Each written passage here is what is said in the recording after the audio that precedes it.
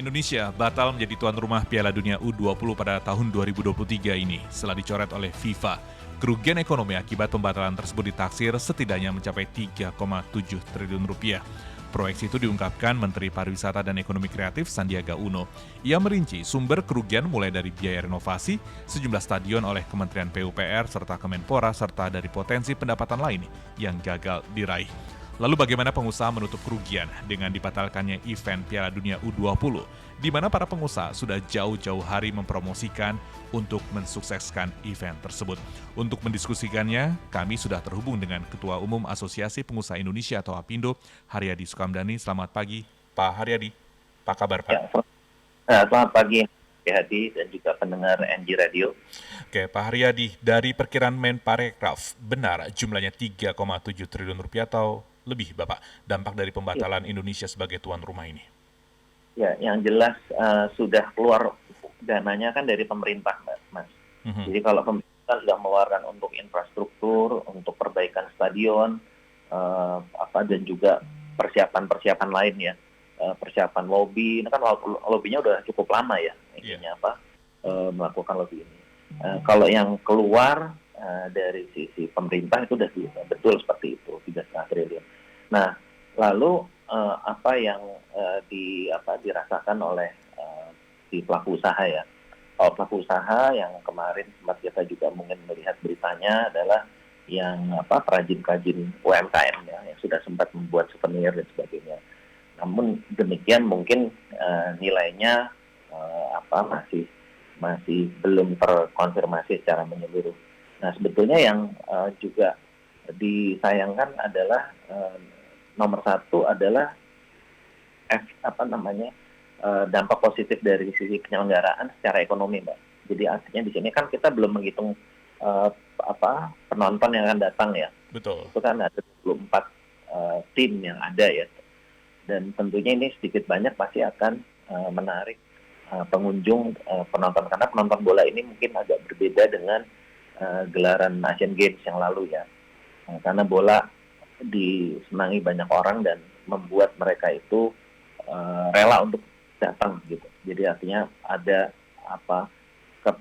keterkaitan emosi lah antara si dukungnya dengan pemain. Nah itu pasti juga akan sedikit banyak juga akan berpengaruh. Nah angka-angkanya itu juga tentunya kita bisa mereferensi dari penyelenggaraan U20 sebelumnya, Mas. Gitu. Nah lalu yang kedua adalah itu secara ekonomi ya, karena itu yang akan berpengaruh itu kan dari sisi keterisian hotel, lalu juga di makanan minumannya. Untuk ini kita bicara penonton ya, dan juga perputaran dana dari masing-masing venue. Kota-kota yang disinggahi itu pasti akan juga terdampak. Nah, lalu juga dari sisi penerbangan di domestik ya. Kalau penerbangan internasional bisa macam-macam, tapi kalau di domestik kan mereka masih menggunakan maskapai domestik dan juga transportasi darat lainnya. Nah, yang kedua itu potensi kerugian yang kita alami adalah untuk event-event yang seperti ini kedepannya ya mungkin akan sulit ya kita dapat gitu. Event-event internasional yang memang bisa menarik massa lebih banyak itu mungkin kita akan menghadapi kendala. Nah, lalu yang ketiga adalah juga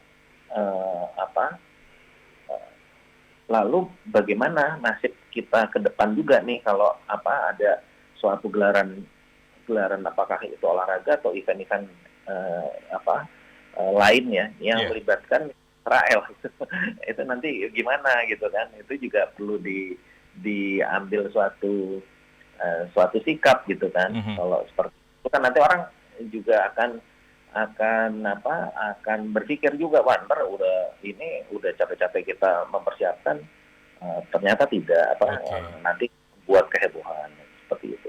Ya itu Mas yang perlu kita lihat kembali ya, untuk ruginya dan situasi pengaruh.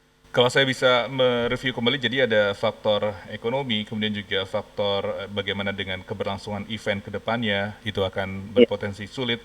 Bahkan yang ketiga yang tadi Bapak stressing ini adalah para pengusaha pada akhirnya nggak pede ke depannya, apalagi kalau misalkan sudah di PHP-in lah ibaratnya gitu kan. Lalu Iya. betul di PHP-in. Lalu apakah kemudian kalau Piala Dunia U20 ini kan masih di tanggal 20 Mei hingga 11 Juni. Apakah memang sudah ada ancang-ancang dari pengusaha dari Apindo sendiri, baik itu tadi dari pengaruh ekonominya, hotel ibaratnya, di mana ada 6 kota kan, 6 stadion ini, kemudian juga penerbangan. Apakah memang sudah ada hitung-hitungannya, sudah percaya diri pada saat itu para pengusaha untuk bisa mensukseskan Piala Dunia U20 ini, Pak? Ya, kalau dari sisi kita, di sisi hotel dan restoran ya, sektor saya, kita sih memang belum mengalami pembatalan, emang pesan juga belum, belum kalau itu. Tapi yang kita sampaikan adalah potensi kan, potensi kita loss gitu loh. Tadinya akan terjadi booking, ya gara-gara ini kan pasti ya udah batal semuanya kan. Jadi potensi kehilangan ya. Yeah. Saya nggak bilang potensi kehilangan pendapatan itu memang ada. Tapi kalau kita rugi itu enggak, orang belum terjadi transaksi. Yang rugi itu pemerintah jelas karena dia sudah mengeluarkan dana. Kalau kita belum ada seperti itu.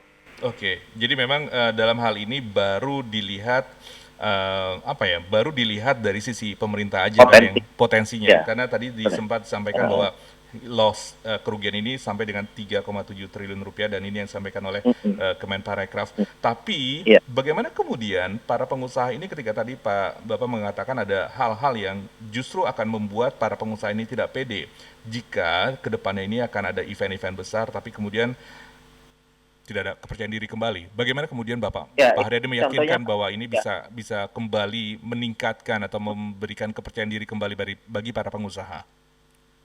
Makanya itu kan yang justru kita yang jadi kan ini menimbulkan ketidakpastian kan. Sikap kita mana yang di depan mata ini kan World Beach Games yang di Bali nanti kan bulan Agustus. Nah, juga bulan Agustus itu juga banyak termasuk Israel gitu kan. Nah itu ntar gimana gitu kan, seperti itu. Apakah nanti juga akan menjadi presiden apa gimana, kita belum tahu karena organisasi ya kalau FIFA udah jelas ya, dia menyampaikan kan bahwa politik dan sport harus dipisah, walaupun FIFA juga standar ganda juga sih. Tapi kan kita sudah menentukan ya. Nah kan kita nggak tahu nih organisasi yang lain seperti apa.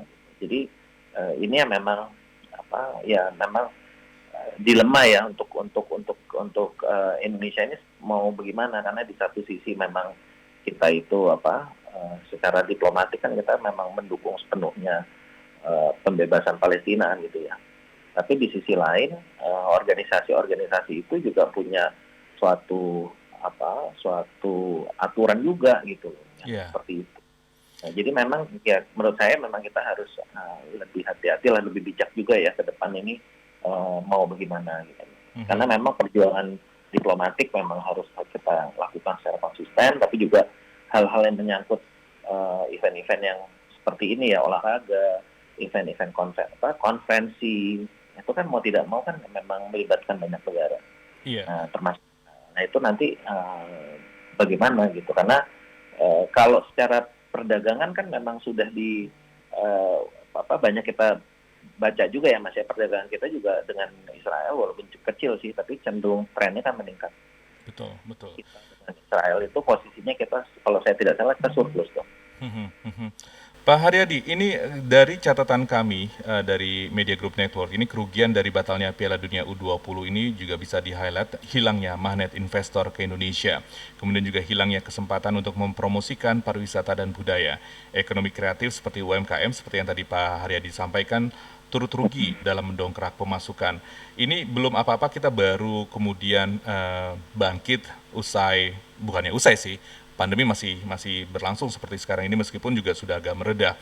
Tapi kemudian ketika badai U20 ini kemudian menerpa kembali, apakah ini jadi ancaman terbesar ketika dunia usaha kembali bangkit, atau ini justru bagian dari yang harus kita antisipasi ke depannya bersama, seperti itu Pak Haryadi? Jangan sampai kemudian Piala Dunia U20 ini justru kayak seperti momok, padahal masih banyak potensi-potensi yang justru bisa dikembangkan atau justru bisa dioptimalkan untuk bisa kembali bangkit. Ya kalau dampak signifikan sih enggak lah Mas ya. Indonesia pasti akan tetap tumbuh, akan tetap jalan. Ini kalau masalah U20 hanya hanya satu gini. Yang repot itu adalah di catatan di bolanya aja gitu kan. Tapi suatu kita mau itu mungkin Indonesia termasuk yang tidak favorit lah gitu loh. Karena udah masalah begini udah ribet itu aja sih. Tapi kalau secara umum nggak ada pengaruh Mas. Nggak ada pengaruh sama sekali. Kita akan tetap tumbuh ini. Jadi kerugian itu menurut saya hanya di cabang sepak bola aja sih. Kalau yang lainnya nggak. Sepak bola pun itu terkait dengan FIFA aja. Jadi kalau sifatnya World Cup, sifatnya pertandingan itu tingkat dunia, nah itu mungkin masalah. Tapi kalau regional itu sih saya rasa sih nggak problem ya. Tapi Pak Haryadi, ini kan Piala Dunia U20 ini kan bergulir di 6 kota gitu kan, seperti di Palembang, di Stadion Jakabaring, kemudian juga di Jakarta, Bandung, Solo, dan juga di Bali utamanya. Teman-teman dari pengusaha penyelenggara hotel lah ibaratnya, gimana nih pada saat mereka mendengar batal Indonesia, terutama ya otomatis berdampak domino terhadap bisnis mereka. Kali pertama mereka mungkin Pak Haryadi mendengar keluhan-keluhan teman-teman di pengusaha hotel dan restoran utamanya? Kalau di kita ya tentu kalau kecewa masih kecewa ya. Jadi ini kan nggak semata-mata kita mengandalkan dari event itu aja Mas. Nah, yang usaha itu kan selalu namanya bisnis ya, selalu kan bergulir terus. Customer-nya juga datang silih berganti kan, ada yang cancel, ada yang enggak gitu loh. Tapi itu sih hal yang wajar aja untuk kita. Jadi kalau bagi kami di sektor hotel dan restoran ini lebih kepada potensial kehilangan potensi pemasukan aja gitu loh. Itu seperti itu. Tapi kalau dibilang bahwa kita istilahnya ini menjadi sesuatu yang sangat signifikan gitu ya, sangat berarti, menurut kami ya tidak begitu, tidak seperti itu. Hanya tadi aja sayang aja kan udah dipersiapkan jauh-jauh hari, hanya ini dan itu kan juga si Israel udah lolos dari bulan Juni, semuanya udah tahu. Betul. Jadi kan lucu juga kalau misalnya diributkan sekarang, dan kalau kita kan kemarin juga sempat ada tuh pemikiran yang saya pikir brilian juga ya. Ya udah pertandingannya pasti Israel dibikinnya di Singapura gitu kan. Kayak misalnya kan belum tentu dia lolos. Kan baru 24 besar kan. Kan belum tentu dia melaju sampai final gitu misalnya gitu kan. Iya. Kan banyak kita. Jadi kalau kita cukup smart gitu ya mengantisipasi antara masalah politik dengan bagaimana menjaga supaya nama kita juga tetap baik ya di mata FIFA, di mata pencipta sepak bola, itu semua itu kan bisa dilakukan dengan cara-cara yang lebih cerdas tadi gitu loh. Drawing Bali misalnya gitu. Tapi memang ini sebenarnya sih menurut saya emang agak mengagetkan ya, karena udah dari bulan Juni tahun lalu gitu loh, kok ributnya baru sekarang sih gitu. Kalau saja keberatan itu kan karena antisipasinya lebih baik ya. Betul, antisipasinya lebih baik. Jadi kalau misalkan saya garis bawahi juga, betul ini akan memberikan dampak pengurangan pemasukan bagi hotel, terutama yang berada di 6 stadion tadi di Palembang, kemudian Jakarta, Bandung, Solo, dan juga di Bali. Tapi menurut Pak Haryadi ini justru tidak terlalu signifikan ya, karena itu tadi, biasa hal ini terjadi. Hanya saja mungkin disayangkan karena sudah dilakukan persiapan jauh-jauh hari seperti itu. Iya, kalau persiapannya sih kita nggak terlalu heboh-heboh amat Mas. Tidak mempersiapkan kemarin waktu G20. G20 itu benar kita persiapannya lumayan banyak banget tuh, investasi udah banyak ya dari hotel. Tapi kalau ini relatif tidak terlalu banyak lah, tidak terlalu banyak investasi yang kita gulirkan. Kalau yang kemarin G20 ya betul, karena kita sempat kena COVID segala macam, peralatan rusak, jadi memang investasinya banyak sekali waktu G20. Tapi ini mungkin juga saya ingin menambahkan juga gini Mas. Jadi selain kerugian masalah ekonomi tadi, juga kerugian dari sisi mental atlet kita juga ya. Atlet kita kan jadi nggak punya kesempatan gitu kan. Karena sebagai tuan rumah dapat tiket gratis untuk menjajal ya, bertanding dengan ini tim-tim yang lain kan gitu kan. Itu kan suatu hal yang yang juga harus diperhitungkan, Mas, gitu. Iya, betul sekali. Kapan kita punya kesempatan itu, gitu loh. Itu kan harusnya dipikirkan. Makanya tadi saya bilang kalau kita cukup smart, antara kepentingan politik ya, juga kepentingan mungkin sebagian warga negara Indonesia yang memang hardliner lah terhadap masalah ini, kan bisa diatur dengan cara-cara yang tadi yang saya sampaikan kan. Pengaturannya gimana sehingga tidak juga mengganggu kita, dan belum tentu tadi saya bilang penting juga Israel bakal lolos tuh sampai semifinal misalnya begitu. Tentu juga itu jangan-jangan udah keok begini di babak awal misalnya gitu kan. Iya. Nah, itu harus diperhitungkan.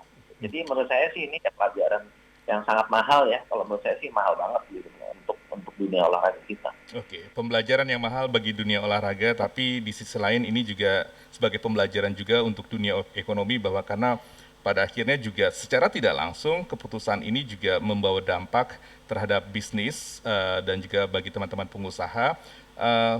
Paling tidak kita berharap bersama juga Pak Haryadi bahwa event ini meskipun gagal tapi tidak membuat kemudian kepercayaan diri para pengusaha terutama hotel dan restoran ini untuk minder dan tidak mengatakan bahwa pemerintah mem-PHP-kan atau mengghosting para pengusaha hotel dan restoran terhadap event-event. Kalau saya tidak melihat ini pemerintah PHP, maksudnya kan masalah politik ya. Betul. Masalah ya itulah nuansanya politiknya kental. Kalau PHP ya ngapain juga pemerintah ngeluarin dana besar kan, PHP-nya enggak. Pemerintah di sini juga menjadi salah satu yang kalau saya bilang juga ya korban aja gitu loh, korban daripada tidak sinkronan keputusan politik yang ada.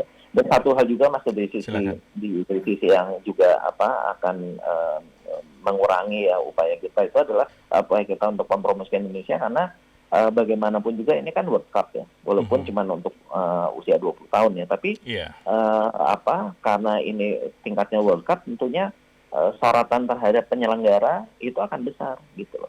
Betul sekali. Ya, di tuan rumah itu pasti akan besar. Jadi itu juga sebetulnya sesuatu hal yang sangat positif ya, untuk kalau itu kita jadi laksanakan, yang itu tidak dimiliki oleh negara-negara kompetitor kita di kawasan ASEAN. Betul.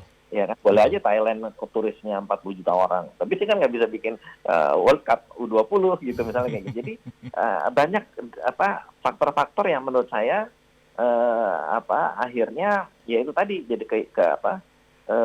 terdegradasi gitu loh. Ini potensi yang ada yang harus kita bisa dapat lebih baik lagi, jadi nggak kita capai gitu loh. Betul. Ada sisi kerugiannya, tapi paling tidak kita juga masih harus optimistis bahwa kedepannya akan jauh lebih baik lagi bagi dunia usaha.